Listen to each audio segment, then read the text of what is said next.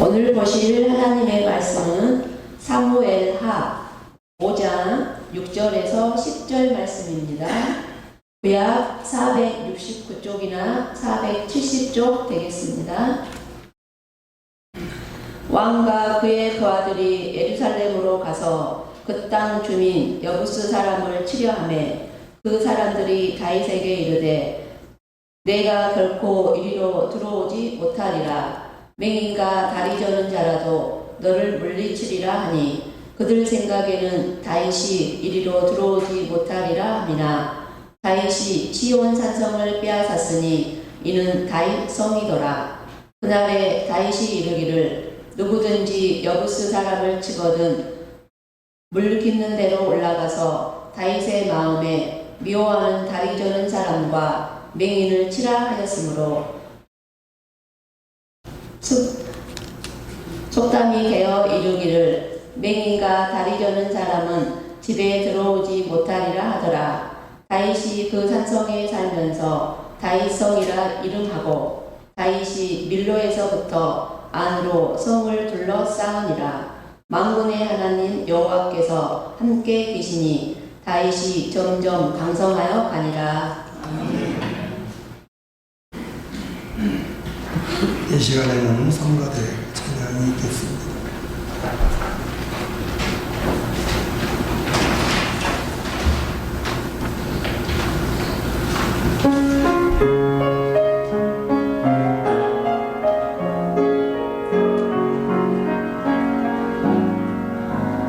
내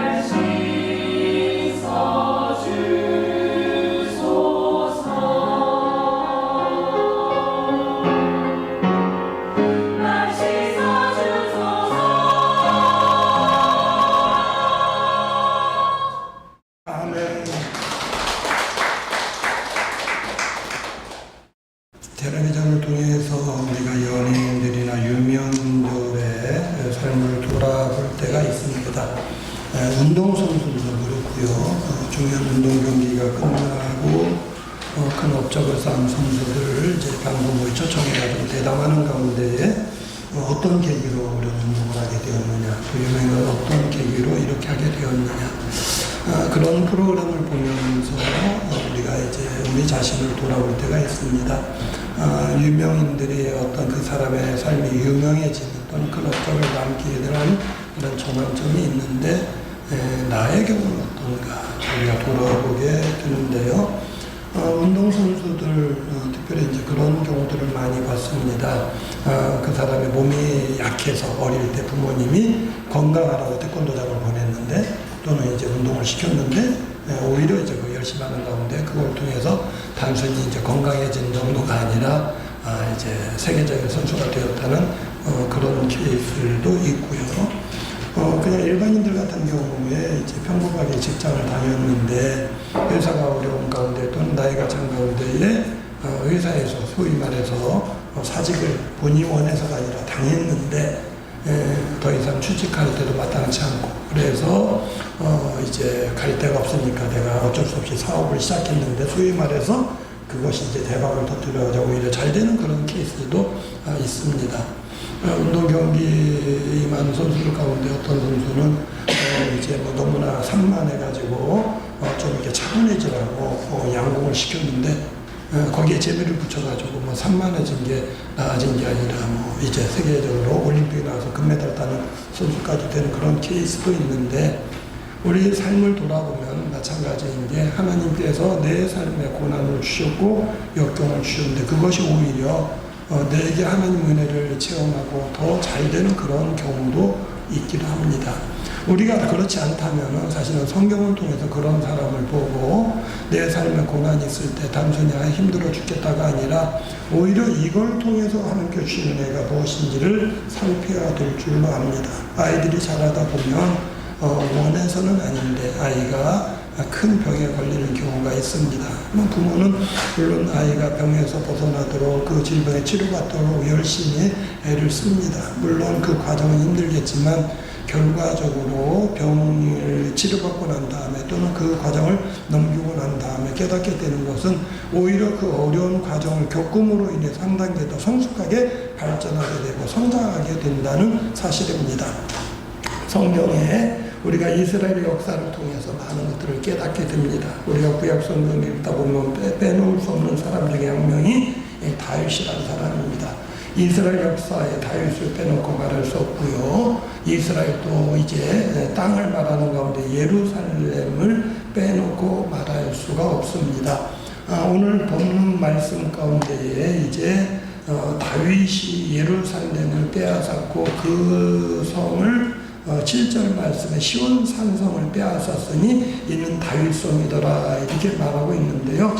예루살렘 성을 다윗성이라고 하기도 하고 시온산이라고 하기도 하는데 다윗성이라는 이유는 다윗이 그 산성을 빼앗았기 때문입니다. 근데 우리가 구약성을 자세히 읽다 보면 다윗의 삶을 성경에 기록하는 가운데에 예루살렘 전, 예루살렘 후로 구분하는 것을 볼 수가 있습니다. 먼저 오늘 봉독해드린 6절 그 바로 앞에 보면 5장 4절 5절에 이렇게 나옵니다. 다윗이 나이가 30세의 왕위가 올라 40년 동안 다스렸으되 헤브론에서 7년 6개월 동안 유다를 다스렸고 예루살렘에서 33년 동안 온 이스라엘과 유다를 다스렸더라. 자, 우리가 다윗이라는 사람을 생각할 때 다윗이 유명해진 거, 그 계기를 더 어릴 때로 우리가 거슬러 올라가 볼 수 있습니다. 사울을 하나님께서 하나님의 말씀을 온전히 순종하지 않는 가운데 하나님이 사무엘 선지자에게 내가 사울을 버렸다 이렇게 말씀하시고 야, 이 기름병을 가지고 이새의 집으로 가라 하셨습니다. 그리고 이새의 집에 가서 이새의 7아들 다 지나가게 한 다음에 8번째 막내 아들 다윗이 왔는데 이 다윗의 머리에 기름을 붓게 하셨습니다. 그게 어떤 의미에서는요, 기름 붓는다는 건 장차 왕이 될 사람이라고 어떻게 찍어 놓는 겁니다. 그러니까 다윗은 그것이 왕이 되는 시발점이 되었고 다윗 인생의 한 전환점으로 볼 수도 있습니다. 또 그보다 우리가 더 크게 기억하는 것은 다윗이 어린 소년의 때에 정확히 몇 살인지 모릅니다만은 형들은 블레셋하고 전쟁이 나서 3명의 형이 전쟁터에 군인으로서 잡혀갔습니다. 그래서 군대 생활하고 있는데 다윗은 어려가지고 이제 군대 안 갔는데 그 위로 중간에 형들이 5째, 6째, 7째 있습니다. 근데 만일에 그 형들이 인문품 가지고 그 큰형, 세 형을 인문하러 가져가면은요, 그 형들도 이제 청년이라고 해서 군인으로 잡힐지 모릅니다. 그런 상황에서 어린 다윗, 어리기 때문에 형들 면해가지고 군인으로 잡혀갈 염려가 없습니다. 그래서 막내인 다윗에게 아버지가 음식을 해가지고 인문품을 싸가지고 형들이 지금 안전하게 자리인지 가보라고 전쟁터 보냈습니다. 가보니까 전쟁을 잘하고 있는 게 아니라 이제 블레셋의 골리앗이라는 거인이 와가지고 이스라엘 사람들 조롱하면서 야 니네 중에 누구 한 명 나와가지고 우리 1대1로 싸워보자. 그래서 이긴 사람은 한테 진 나라 모두가 종이 되는 걸로 하자 이러는데 이스라엘 사람들이 벌벌 떠고 한 명도 못 나가는 그 꼴을 다윗 어린 소년이 본 겁니다. 그래서 다윗이 분이 넘쳐가지고 왕한테 허락을 받고 우리가 하는 대로 물맷돌 가져가서 골리앗을 물리칩니다. 그것이 어떤 면은 다윗이 어떻게 보면 이스라엘 모든 사람들의 뇌리에 각인되는 그런 시발점이 되었고 그래서 또 어떻게 보면 유명한 왕이 되었는지도 모릅니다. 그 사건을 계기로 사람들이 그동안에 사울도 전쟁 나가서 많은 사람 물리쳤기 때문에 사울을 말할 때 사울이 천천을 물리쳤다면 다윗은 만만을 물리쳤다라고 이야기하게 되는 건데요. 우리는 그것을 더 크게 기억하고 있는데 성경은 다윗의 왕으로서의 통치를 말합니다. 30세 왕이 되어서 40년을 다스렸는데 그 중에 7년 6개월은 헤브론에서 다스렸고 이제 33년을 예루살렘에 다스렸다. 헤브론에서의 통치와 예루살렘의 통치 둘로 나누고 있습니다. 그 앞에 3장에도 보면 그런 내용이 나옵니다. 3장 2절에 다윗이 헤브론에서 아들들 낳았으니 해가지고 아들들 이름을 쭉 이야기를 합니다. 누구는 여자 부인이 많았는데 왕비가 많았는데 누구에게서 나왔고 누구는 누구에서 나왔고 해서 3장 5절에 6째까지 이야기를 합니다. 그럼 뭐라고 하냐면 6째는 이드람이라 다윗의 아내 에글라의 소생이니 이들은 6명 다 다윗이 헤브론에서 낳은 자들이었더라. 지금 다윗이 헤브론에서 낳은 아들들 이야기하는데 거기에 보면 우리가 잘 아는 다윗 다음에 이스라엘의 왕이 된 사람 누굽니까? 솔로몬이죠. 솔로몬의 이름이 없어요. 솔로몬은 그 이후에 예루살렘에서 낳은 아들입니다. 자, 다윗에 대해서 말할 때는 통치를 말할 때도 헤브론 통치, 그 다음에 예루살렘 통치, 그리고 아들들을 말할 때도 헤브론에서 낳은 아들들, 그리고 나머지는 예루살렘에서 낳은 아들 구분하고 있다는 겁니다. 다윗의 통치를 말할 때에 다시 5장으로 넘어가면요, 이제 왕에 올라서 7년 6개월 동안은 유다를 다스렸고 예루살렘에서 33년 동안은 온 이스라엘과 유다를 다스렸더라. 자, 처음에 7년 6개월 동안은 왕은 되었는데 문제는 이제 사울이 죽은 다음에 사울을 섬기던 그런 장군들이 고스란히 다윗이 왕 되는 걸 두고 보면 사실은 왕도 문제지만 왕 옆에서 권력을 잡았던 사람들이 실업자가 됩니다. 정권이 바뀌면 이전 정권에서 일하던 사람들이 다 물러나게 되고 저기 옷 벗게 되는데 그러다 보니까 이 사람들이 순순히 다윗에게 왕권을 물려준 게 아니라 사울의 아들 가운데 또 한 사람을 택해가지고 그 사람 왕이라고 섬기고 있었어요. 그러다 보니까 외형적으로는 사울의 아들이 이스라엘 전체 왕이고 사울이 죽은 다음에 다윗을 따르던 사람들이 다윗을 왕으로 삼았는데 그때는 유다 지파만 외형적으로는 유다 지파만 다윗을 섬기고 있는 겁니다. 그러니까 다윗이 헤브론에서 자기 유다 사람들만 다스린 왕이었습니다. 자, 이제 사울의 아들이 통치를 잘못하니까 사울의 장군이었다가 사울의 아들을 섬기던 사람이 틀어져요. 그래가지고 자기가 이렇게 조롱을 당한다 생각을 하니까 무시당한다 생각을 하니까 사울의 아들을 죽이고 다윗에게로 항복하러 옵니다. 그러면서 사울의 왕권이 무너지고 완전히 그 다음에 이스라엘이 하나 됩니다. 그러니까 이제 온 이스라엘이 다윗을 섬기게 되는데 다윗의 입장에서 한편으로는 좋은 것도 있지만 한편으로는요 부담이 큽니다. 뭔가 나라에 뭔가 달라지는 계기가 필요합니다. 흔히 옛날에 왕들이 이제 정권이 바뀌거나 왕조가 바뀌면은요 제일 먼저 하는 일은 수도를 옮깁니다. 옛날에 이제 신라가 통일을 하고 이제 통일신라로 있다가 그 다음에 고려로 넘어갑니다. 넘어갈 때 어떤 면에서는요 수도를 바꿉니다. 조선으로 바뀌면서 또 수도를 옮깁니다. 왜요? 어떻게 보면 국민들의 마음이 그 성에 있을 때는 그 왕궁을 중심으로 이전 왕들에 대한 향수가 있습니다. 근데 어떤 면에서는 수도를 옮긴다는 이전 왕에 대한 향수가 없어지고 새로운 사람으로 새로운 출발하게 되는 겁니다. 이게 한편으로는 새로운 시작을 한다는 게 우리 역사를 봐도요. 새로운 성을 왕국이 건설되어지고 궁궐을 새로 만드는 얼마나 많은 재정이 들어가는지 모릅니다. 그러다 보면 오히려 그걸로 인해서 국가가 더 어려워질 수도 있습니다. 그러니까 이게 쉬운 일은 아닌데 이 다윗이 그 일을 하게 되는 겁니다. 자, 우리가 예루살렘이라는 이름은 오늘날 세계 모든 사람들이 알고 있는 지명입니다. 근데 이 예루살렘 이름이 사실은 창세기 때부터 나옵니다. 창세기에 보면 아브라함이란 이름으로 바뀌기 전에 아브라함이라는 이름을 가지고 있었고요. 그 이름을 가지고 하나님의 말씀에 따라서 이제 옛날 하나님 명령에 따라 북쪽 하란에서부터 그냥 무작정 가나안으로 내려왔습니다. 그때 조카 롯이 함께 했어요. 아브라함하고 조카 롯하고 같이 이제 유목생활, 종들을 통해 유목생활을 하는 겁니다. 양이 많아지니까 아브라함이 직접 양치고 조카 롯이 직접 치는 게 아니라 이제 종들을 불러가지고 월급 주면서 그 다음에 그 종들이 이제 양들을 이제 데리고 다니면서 풀도 뜯게 하고 물도 먹이는데, 자, 이 가나안이란 지형이 풀은 이제 이게 우거졌는데 이게 물이 귀합니다. 그러다 보니까 물이 그냥 사방에 줄줄줄 흐르는 시냇물이 아니라 물이 군데군데 흐르면 그 물가로 데려가서 양들을 먹이는 겁니다. 그러면 우리가 이제 뭐 세계 여행하는 그런 프로그램 중에서 몽고나 다른 나라 양 키우는 모습도 잠깐 본 적이 있는데요. 이 양들이 물을 굉장히 많이 먹고 한 번에 그 다음에 오랫동안 먹습니다. 많은 양들을 물을 먹이려다 보면은요, 시간이 오래 걸려요. 소위 말하면 목동들이 양떼를 데리고 와서 물을 먹이고 먼저 먹이고 일찍 가는 사람은 일찍 퇴근하는 거고, 늦게 와가지고 양을 늦게 먹이는 사람은 퇴근이 늦어지는 겁니다. 그러니까 종들끼리 서로 양을 먼저 물 먹이려고 싸우는 거예요. 그러다 보니까 아브라함이 이 조카한테 너하고 나하고 우리가 삼촌하고 조카 사이인데 종들이 그것 때문에 싸우다 보면 우리 의가 상하겠다. 우리가 서로 경계를 걸고 갈라서자. 우리가 하는 대로. 그래서 아브라함 먼저 제안하기를 조카 롯한테 네가 좋은 데 택해라. 그러면 내가 다른 쪽 택하게 됐더니 조카 롯이 양심도 없이 이미 성역의 발달을 소돔과 고모라는 지역, 그 둘러가냐 소돔 고모라 이렇게 나누는 게 아니라 그 지역 전체 내가 그쪽 갈게 그런 바람에 아브라함은 벌판으로 떠나는 겁니다.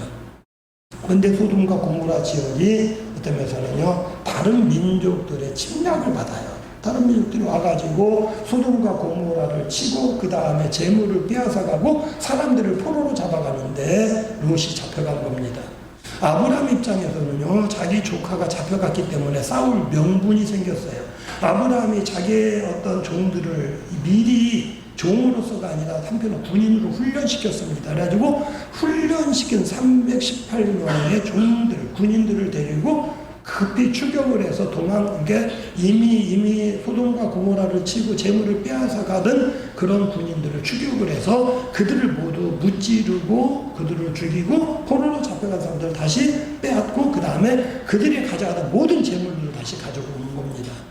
아브라함의 성경은 거부가 된다고 그러는데요. 그 이전에도 거부였지만 전쟁을 통해서 거부가 된 겁니다. 옛날 전쟁은요, 전쟁을 하면은 땅도 빼앗고 그 다음에 농산물 다 빼앗고 그 다음에 가축들 다 빼앗아 그걸로 수입을 잡는 겁니다. 요즘 전쟁은 참 어떻게 보면은요, 옛날보다 못한 것 같아요. 옛날에 요즘 전쟁은 모두 파괴하는 거예요. 무기들이 좋아가지고 뭐 미사일 쏘고 대포를 쏘고 그러면은 건물들 다 파괴하고 그 다음에 모든 거 부수는 겁니다. 그 다음에 어떤 이제 기반 시설들 부수고 그 다음에 에너지 자원들을 다 부수고 이러는 게 요즘 전쟁인데, 옛날 전쟁은 일부 사람들을 죽고 때로는 방화도 있습니다만 대체로는요 가가지고 전부 뺏어 오는 겁니다. 우리 역사를 보면 몽고의 징기스칸이 세계를 정복하는 과정에 보면은요, 징기스칸이 가서 싸워서 이기는 나라는 둘 중에 하나입니다. 니네들이 항복하든지 니네들이 죽든지. 항복 안 하면 전부 다 죽입니다. 항복하는 사람은 그 다음 뭐냐면은 자기 수하로도 가지고 자기 군대로 삼는 겁니다. 이 지역에 싸워가지고 이기면 그 사람들 군인들을 자기 수하로 삼아가지고 이 군대를 들고 다음 지역에 또 가서 전쟁을 하는 겁니다. 그러니까 옛날에 전쟁하면 이긴 나라는요 군인이 많아지는 거고 재산이 많아지는 겁니다. 아브라함이 그걸로 이제 부자가 되는데 거기에 나오는 사람 가운데 한 명이 살렘이라는 지명의 왕입니다. 이제 아브라함이 전쟁하고 돌아오는데 살렘의 왕이 아브라함을 축하해주러 영접하러 나옵니다. 그러니까 살렘 왕이면 한편으로는 제사장이에요. 성경에 멜기세덱이라는 제사장이라 되어 있습니다. 그래서 아브라함이 그때 우리가 유대인들이 나중에 율법을 이렇게 받게 되고 10계명 그러니까 11조에 대한 이야기 하기 전에 아브라함이 먼저 자원해서 그분이 하나님을 섬기는 제사장인 걸 알고 자기가 빼앗은 것들 가운데 10분의 1을 예물로 드립니다. 이제 그 이야기 나오는데 그때 살렘이라는 이름이 나오는데 성경학자들은 그 살렘을 예루살렘으로 보고 있습니다. 이 예루살렘 일찍부터 성읍이 발달했고 왕이 있었다 소리인데요. 자, 이스라엘 백성들이 아브라함의 후손이 야곱의 자손들이 70여 명이 애굽에 갔다가 400년 만에 돌아옵니다. 자, 돌아오는 게 40년 광야 생활 마치고 가나안 땅에 딱 들어가는데 가나안에 있는 거민들을 다 물리치는 겁니다. 전쟁에서 물리치고 죽이고 그런 다음에 그 땅을 차지했어요. 차지한 다음에 12지파에게 땅을 나눠주는 겁니다.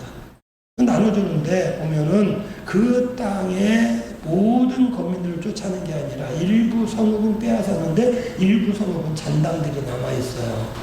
하나님께서 이스라엘이 하나님을 잘 섬기나 못 섬기나 보려고 남겨두셨다고 그랬습니다. 무슨 말이냐면 자 이제 그들이 남아있는 가운데 그들의 악한 풍습 우상 섬기는 모습이 있는데 이스라엘 자손이 그거 흉내내서 우상을 숭배하면 이들의 신앙이 약해지면 나라가 약해집니다. 그럼 상대적으로 거기 있는 사람들이 강해져요. 강해지면 그 사람들이 이스라엘을 괴롭힙니다. 그럼 괴롭히면 이스라엘이 하나님 우리가 잘못해서 용서해 주세요. 우리 좀 구원자 좀 보내주세요. 기도하면 하나님이 그래 니네 이제 앞으로 조심해야 놓고는 사사를 세워줍니다. 그 사사를 중심으로 전쟁 이겨요. 그러면 이제 고난이 끝납니다. 그러면 또 몇 년 동안 몇십 년 동안 평안하다가 또 하나님을 배반하고 이게 반복돼요. 이게 이제 사사기인데 지금도 이스라엘 가나안 땅이거든요. 블레셋 땅, 팔레스타인 땅인데 이제 2차 대전 끝난 다음에 세계 각지에 흩어졌던 유대인들이 이게 하나님께서 우리에게 주신 땅이다 해가지고 마치 모세 때에 여호수아 때 가나안 땅에 들어간 것처럼 일제히 가나안 땅에 몰려 들어가가지고 가나안 땅인 사람들이 뭐라는 겁니다. 그게 누구의 팔레스타인이에요. 그러니까 그 팔레스타인 사람들이 꼭 사사시대처럼 다 물러가지 못하니까 거기 일부가 남았어요. 남은 게 지금의 팔레스타인 사람 이제 그 지중해 쪽으로 서안지고 그 다음에 한쪽에 그 다음에 뭐 가자지구 지중해 쪽에 가자지구죠. 그러니까 이렇게 두 지역으로 이게 나눠 있는데 그 사람들이 약해가지고 평일에 일거리가 없으니까 이스라엘 사람들한테 와가지고 허드렛 일도 하고 노동일도 하고 월급 받아 저녁에 가서 그들 생활하고 이러는데 이스라엘이 약하지만 그들이 틈을 타고 이스라엘 공격하는 겁니다. 지금도 그게 반복되고 있는 거예요. 자, 그런 게 이제 옛날에 있었는데, 이스라엘 백성들이 하나님께서 이제 여호수아 때 땅을 나눠줍니다. 나눠주는데 유다 지파가 예루살렘 중심으로 가운데 지역을 차지하게 돼요. 그런 가운데 헤브론 땅이 가까운 데 있는데 갈렙이라는 장군이 여호수아와 함께 정탐 같은 사람인데 여호수아한테 하나님이 나한테 특별히 배당을 더 준다고 그랬는데 나한테 주시오. 그러니까 뭐 어디 원합니까? 그랬더니 헤브론 주시오. 그래서 헤브론 그래 가져. 그러니까 헤브론이 이미 이스라엘 전쟁에 얻은 땅이 아니라 전쟁에서 뺏을 땅입니다. 갈렙이 전쟁을 해서 헤브론을 뺏어가지고 유다 자손의 것이 됐어요. 그리고 예루살렘도 유다 자손의 땅에 포함되어져 있는데 여호수아 15장 63절에 이런 말씀이 나옵니다. 여부수 족속이 이제 예루살렘에 거주하는데 유다가 쫓아내지 못하여 예루살렘에 계속 거주하더라. 예루살렘이라는 지역을 유다 자손이 니네 이것도 가져 이랬는데 여부수 족속들이 거기 살고 있는데 쫓아내지 못했어요. 그러니까 이스라엘이 법적으로는 이게 우리 땅이 하지만 실제적으로는 예루살렘에 여부수 사람들이 살고 있는 겁니다.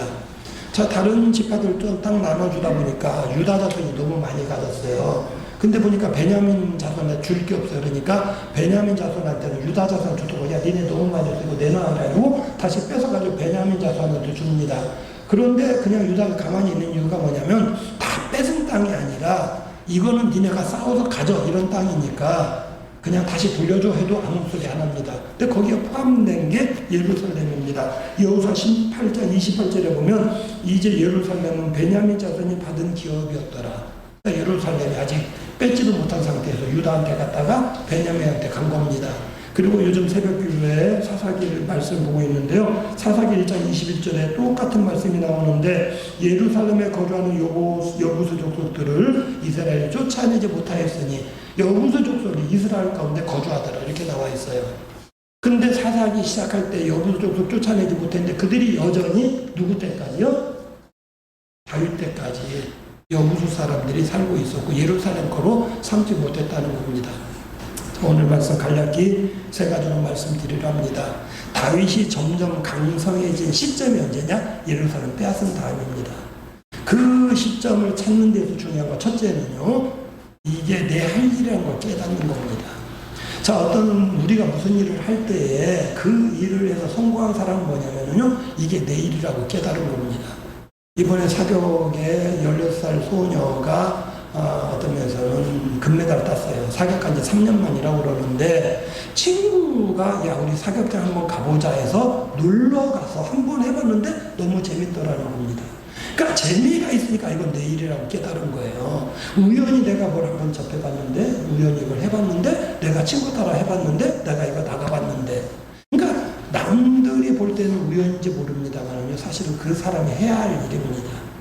내가 관심 가지고 있는 일, 아직은 잘 안 되지만 내 속으로 이건 내가 해야 할 일이라고 생각하는 거 있다면 거기에 발을 들여놓으시고 시도를 하세요. 내가 관심 있는 부분이 뭐냐면 하나님께서 내게 주신 재능이고 내 사명입니다.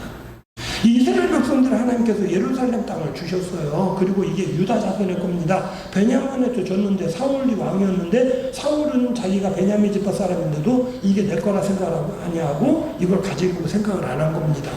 자, 오랫동안 이미 이제 사사시대 아니죠. 여호수아 때부터 가나안 땅 정복한 다음에 유다 자손의 곳으로 더 크게 본다면 이스라엘 자손의 곳으로 하나님께서 허락하셨는데 지금 다윗 시대에 왔는데도 보니까 여전히 딴 민족이 살고 있는 겁니다.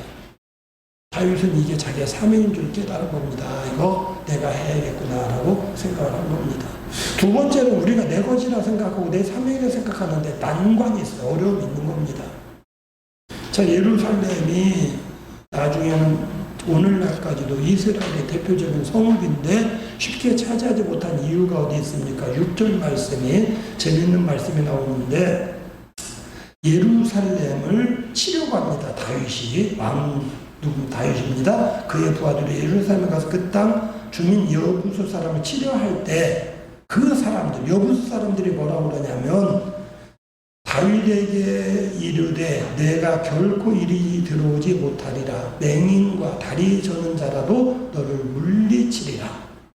맹인이라 할지라도 다리 저는 자 할지라도 쉽게 말하면 몸이 온전하지 못한 사람이라 할지라도 예루살렘에 거주하는 사람은 다윗을 물리칠 수 있을 것이다. 무슨 말이냐면 이 요새가 천의 요소여서 소위 우리가 영화에서 보는 것처럼 높은 성을 공격하려면 뭐 갈고리에다 밧줄을 걸어가지고 성벽을 타고 넘든지 아니면 긴 사다리를 만들어가지고 밑에다 받치고 올라가든지 오랜 세월 거쳐서 이제 뭐 성벽 높이로 토성을 쌓든지 아니면 큰 굵은 통나무로 이게 뾰족하게 만들어 성문을 그냥 부수든지 해야 되는데 이거는 엄청난 그러니까 이게 군인 수가 필요합니다.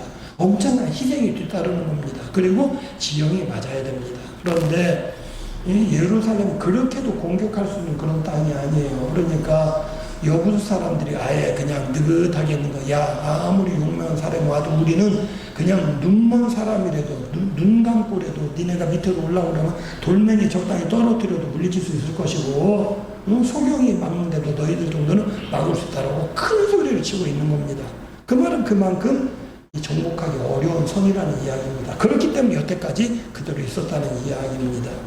자, 우리가 어려운 일을 당하면 사실은 어렵다는 건 누구에게나 어렵습니다. 그런데 그 어려울 때에 그 어려움을 극복하고 성공하고 이겨내는 사람들이 있습니다. 코로나로 인해서 모든 기업들이 어려움을 당하는데 코로나 때 돈 번 기업들이 있습니다. 어떤 기업입니까? 백신 만드는 회사, 그 코로나에 어떤 맞는 약품을 만드는 회사. 물론 그거는 그러니까 개인은 아니죠. 큰 기업입니다. 큰 기업들이 오랫동안 백신을 연구하고 그 기회에 백신을 팔아가지고 돈을 버는 겁니다. 어떻게 보면은요, 전쟁 나면은 오늘날도 전쟁을 포기하는 거지만 전쟁 나 오늘날도 돈 버는 회사들이 있어요. 왜? 무기 만드는 회사들이요. 어떤 때는요, 무기 만드는 회사들이 더 전쟁 나는 가운데 돈벌이가 크게 되는 것 같아요. 무기들 쏟아붓는데 이스라엘하고 이란하고 지금 이쪽 직발이라고 그러는데 그 전에 한번 얼마 전에 이란에서 이제 이스라엘의 무기를 이렇게 미사를 쏘아 올린 적이 있습니다. 근데 이스라엘이 얼마나 무기가 발달되어 있는지 방문만 지뢰를 해가지고 그러니까 미사일 오는 거를 예측을 해가지고 이 미사일을 떨어뜨리는 미사일을 쏘는 겁니다. 그래가지고 99%를 요격했다고 그래요. 요격 미사일을. 야, 대단하다. 문제는 뭐냐, 이게 쉬운 게 아닌 게 미사일 쏘는 것보다 요격하는 데 경비가 더 든다는 겁니다. 그래서 한 번 그 공격을 이스라엘이 막아내느라고 국방 예산의 10분의 1을 썼다는 겁니다. 그러니까 만일에 그 이상으로 다른 나라가 또 이제 중동 지역의 나라들이 한 번에 무기 쏘면요, 이스라엘도 감당 못해요. 근데 그게 결국 뭐냐면 그 다 무기들이 돈이에요. 그 돈이 다 뭡니까? 무기 회사들에 들어가는 거죠. 어떤 때는요, 야, 미국이나 큰 나라들이 뒤에서 전쟁을 조장하고 있는 게 아닌가, 결국 무기 팔아먹는 게 아닌가라는 그런 생각이 들 때가 있습니다. 그러니까 우리나라도 한편으로는요, 지금 세계적으로 지금 이 러시아가 또는 중국이 여러 가지 위협을 하니까 우리 이제 방위 산업들이 지금 어떤 면에서는 돈 벌 수 있는 기회입니다. 그러니까 우리나라도 한편으로 북한하고 계속 대적하고 있으니까 위험하기도 하지만 그런 가운데서 우리나라 계속 무기를 개발해가지고 다른 나라야 우리나라 무기가 좋다라고 소문이 나면 그거 팔 수 있는 것도 우리나라에 부자 될 수 있는 기회예요. 그러니까 어쨌든 뭔가 어려운 일이 있다는 건 한편으로는 그게 망하는 것도 되지만 그 가운데서 우리가 뭔가 활로를 찾을 수 있다는 이야기입니다. 자, 예루살렘이 난공불락의 요새입니다. 이제 다윗은 거기를 공격하려고 합니다. 제 어릴 때에 저희 할머니, 방학 때문에 할아버지는 안 계셨고요. 할머니 집으로 이제 놀러 갔었는데, 이제 생각해보니까 굉장히 어렵게 사셨어요. 그래서 처음에는 초등학교 4학년, 5학년 때는 그 녹번동, 서울 아시는 분 아시겠지만 녹번동이 옛날에는 산비탈입니다. 6.25 동란 이후에 산비탈을 깎아가지고 무화과 집 짓고 그 위에 또 꺾어서 짓고 하다 보니까 민둥산 전체가 집들이 된 거예요. 그러다가 이제 그게 일반 가옥으로 바뀌었는데 거기 생활하는데 맨날 높은 데로 걸어 올랐던 기억이 납니다. 그러다 언제 이사인지 기억 안 나지만 중학교 때는 옥수동으로 이사 가셨어요. 금호동 옥수동. 지금 금호동 옥수동이 다 부자 아파트들이 들어가 있는데 옛날에 거기도 어려운 동네, 산동네였습니다. 제가 거기를 살게 이게 다니면서 기억나는 게 이 산동네 어려운 물입니다. 옛날에 수도시설이 그것까지 있기 전에는 중간쯤에 공동수도가 있으면 그거를 물 사가지고 물집을 져가지고 이제 집에다 물통에 붓고 이러는데 어릴 때 생각하지만 야, 높은 데 살면 물이 어렵구나 생각을 했어요. 낮은 데가 편하겠구나. 제가 어릴 때 중학생 때 망원동 살았습니다. 서울시 마포구 망원동. 거기가 지대가 얕아요. 이제 지금은 그래도 이제 물 퍼내수기 시설이 돼가지고 안 그럽니다만은 제가 중학교 3학년 때 망원동 수재에 났을 때 저도 수재민이었습니다. 그 지대가 낮으면은요, 이게 여름에 이게 뚝이 터지거나 물이 안 빠지면은요, 물에 잠기는 겁니다. 아, 저 지대 사람은 비가 오면 걱정이고, 높은 지대 사람은 물이 없어서 걱정이고, 좋은 거 뭐냐면 높은 데 살면서 물이 잘 공급되면은 그게 좋은 겁니다. 고지대 살아도 물이 끊어지지 않으면. 이 나중에 고지대에 사니까 이제 수도가 들어가더라고요. 수도가 들어가는 데는 여름에 있나니까 물이 딸려요. 물이 딸리면 고지대에 물이 없는 겁니다. 자, 가만히 생각해 보면 사람이 사는 데는 다 물이 필요하고 하수가 필요합니다. 다윗이 이 예루살렘 성을 생각할 때, 야, 분명 예루살렘도 사람들이 살려면 물길이 있어요. 물을 끌어올리는 길이 있고 물이 빠져나가는 길이 있다는 겁니다. 오늘 말씀에 암시하고 있는데 8절에 이런 말씀이 나옵니다. 그날에 다윗이 이르기를 누구든지 여부수 사람을 치거든 물 깊는 데로 올라가서 이렇게 말하고 있습니다. 자, 성지순례 해보신 분 있을지 모릅니다만 성지순례 만약에 우리가 이스라엘 성지순례 한다면 예루살렘 꼭 가게 됩니다. 예루살렘 가게 되면은 이 가이드들이 꼭 보여주는 데가 물길입니다. 그러니까 예루살렘 성에서 이렇게 터널처럼 내려가는데 그 물이 내려가는 길이 있습니다. 쉽게 말하면 물을 어디서 끌었는지 끌어올려가지고 그 물을 이스라엘 사람들이 쓰고 물이 빠져나가는 길이고 반대로 물을 끌어올리는 길입니다. 자, 성의 사람들이 물을 쓰려면 분명 물이 가는 길이 있다는 겁니다. 제가 재밌게 봐서 여러 차례 본 영화 가운데 하나가 이제 솔첵크 탈출이라는 감옥에서 탈출하는 영화인데요. 그 영화 가운데 보면 주인공이 몇 년에 걸쳐서 자기가 갇혀있는 그 벽을 긁어내고 그 긁어내서 통로를 어디로 만드냐면 이 교도소의 하수도로 연결시킵니다. 저도 옆에 아파트를 짓는데 이게 처음에 하수공사 해보니까는요, 하수관을 묻는데 하수관이 사람 키보다 커요. 그러니까 사람이 많이 거주한다는 하수관으로 커가지고 사람들이 나중에 하수공사할 때 또 비가 올 때는 물이 한 번에 빠져나가 굉장히 크게 만드는데 교도소에 많은 사람들이 거주하니까 하수관으로 보통 큰 게 아닙니다. 그러니까 그 영화에서 주인공이 탈출할 때 하수관으로 물 빠져나가는 게 있으니까 그걸 통해서 하수관로 이게 오물이 하수관로가 400m 이상 되는데 그걸 통해 빠져나가는데 사람들 처음에 생각도 못하는 겁니다. 자, 다윗은 남들이 생각하지 못했는데 이 물길이 있다는 걸 생각하고 그 길로 올라가고 군인들에게 그리로 올라가라는 겁니다. 이르기를 누구든지 여부 사람 치려거든 물 깃는 데로 올라가라. 물길로 올라가는데 그 여부서 사람들, 예루살렘 성에 사는 사람들은 생각도 못했어요. 그래가지고 우물 밑으로 해가지고 뒤로 빠져나가지고 뒤에서 예루살렘을 습격한 겁니다. 그래서 그들을 물리친 겁니다. 어떻게 보면은요, 우리의 삶 가운데 어려운 일, 힘든 일, 쇼생크 탈출에서 그 주인공이 하수관을 통해 탈출하는 것처럼 우리가 계기를 만들려면 남들이 생각하지도 못한 일일 수도 있고 힘든 일일 수도 있고 어려운 일일 수도 있습니다. 그러나 분명한 것은 그 길을 통해서 우리가 문제를 해결해낼 수가 있다는 겁니다.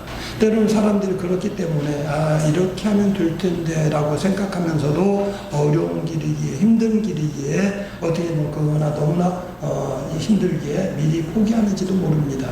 분명한 것은 내가 포기하지 아니하고 내가 나아가려 하면 어려운 길이지만 힘든 길이지만 그 길이 해결의 열쇠가 되고 그걸 통해서 해결해 나갈 수가 있는 겁니다. 다윗이 예루살렘을 정복을 했습니다. 그런 다음에 9절 말씀에 그 산성에 살면서 다윗성이라 이름하고 밀로에서부터 안으로 성을 둘러싸느니라. 자기가 이제 성을 공격했기 때문에 또 이제 공격받지 않을 수 있도록 더 든든하게 쌓았다는 겁니다. 그리고 그곳에서 이스라엘을 다스렸다는 이야기입니다. 그래서 사람들이 또 다윗 스스로가 예루살렘 성이라고 부르지만 다윗성이라고 불렀다는 이야기입니다. 다윗 통치에 있어서 예루살렘 빼놓을 수 없는데 계속적으로 다윗성이라 부를 수 있었던 것은 10절 말씀입니다. 우리가 어떤 일을 해결하는 것도 중요하지만 그것이 지속되는 게 더 중요합니다. 10절 만군의 하나님 여호와께서 함께 계시니 다윗이 점점 강성하여 가니라. 이 사울도 어떻게 보면 큰 역사를 이룬 사람입니다. 사울이 체격도 크고 어떻게 보면 사울이 싸움도 잘해서 이스라엘 왕으로 삼았습니다. 그러나 문제는 뭐냐면 사울이 왕이 된 다음에도 처음에 왕이 될 때처럼 끝까지 겸손하죠. 아이고 내가 같은 사람 어떻게 왕이 됩니까? 이러고 하나님 말씀을 순종하는 게 아니라 자기 뜻대로 하는 겁니다. 그러니까 선지자를 통해서 하나님 하신 말씀이 순종이 제사보다 낫다는 말씀도 하고요. 하나님 사울을 버렸다는 말씀도 하시는데 다윗은 한 번 골리앗 물리치고 끝난 것이 아니라 예루살렘 성을 한 번 이기고 끝난 것이 아니라 다윗은 계속적으로 승리했다는 겁니다.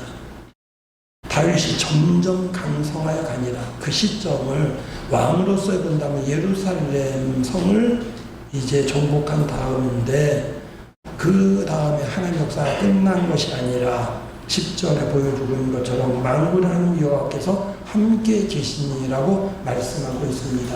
다윗은 여전히 하나님 편에서 보면 하나님이 다윗과 함께 하신 거고요. 다윗 입장에서 볼 때는 여전히 하나님과 동행했다는 그런 말씀입니다. 하나님은 우리에게 큰 은혜를 주셨습니다. 우리도 우리 믿음으로 우리의 인생을 돌아본다면 예수 다음하고 믿기 전하고 구분할 수 있습니다. 예수 믿기 전은 세상에 속한 삶이고 예수 믿은 다음은 하나님께 속한 삶입니다. 어떻게 보면 우리가 예수 믿음으로 말미암아 내 삶이 다윗처럼 왕으로서 사는 삶을 살아가고 있는 겁니다. 그러나 사울처럼 하나님을 버리고 세상으로 나아갔다면 우리는 여전히 하나님과 함께하는 삶이 아닐 것입니다. 하나님 우리에게 약속하신 말씀이 있습니다. 예수님이 이 땅에 오실 때 예수라는 이름, 그냥 호적에 올라온 이름도 있었지만 하나님께서 사람들에게 알려주신 말씀이 있습니다. 아들을 낳으리니 그 이름을 임마누엘이라 하리라 하셨으니 곧 하나님이 우리와 함께 계시다는 뜻이라는 겁니다. 임마누엘. 예수님이 땅에 오시면 하나님이 예수님과 함께 하셨고 하나님이 예수님이 땅에 오시면 우리와 함께 하신 겁니다. 예수님은 육체로 오셨기 때문에 2000년 전 이 땅에 계시는 동안 제자들과 함께 하셨고 그곳 사람들과 함께 하셨습니다. 예수님이 십자가를 지시면서 제자들에게 말씀하신 게 뭐냐면 내가 가는 게 너에게 더 유익하다. 왜냐하면 내가 가는 보혜사 성령이 오기 때문이다라고 말씀하셨습니다.